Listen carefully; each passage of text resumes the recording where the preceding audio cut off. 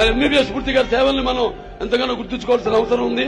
ఆయన మొత్తం పార్టీకి తలలో నాలుగుగా, అలాగే ఎన్నోసార్లు ఒక ప్రజాప్రతినిధిగా, అటు రాజ్యసభ మెంబర్ గా, లోక్సభ మెంబర్ గా తెలివి ఎన్నలేని సేవలు అందించారు. వాళ్ళ గీతం ప్రెసిడెంట్ గా ఆయన ఉన్నారు. అలాగే మా Basavatarak Indo American cancer hospital research institute లో బోర్డు మెంబర్ గా ఉన్నారు, డైరెక్టర్ గా ఉన్నారు ఆయన. సో యువకుడు, అందరికి ఎప్పుడు అందుబాటులో ఉండే ఎంతో ఓర్పు, నాకంటే చాలా ఓర్పు ఉంది.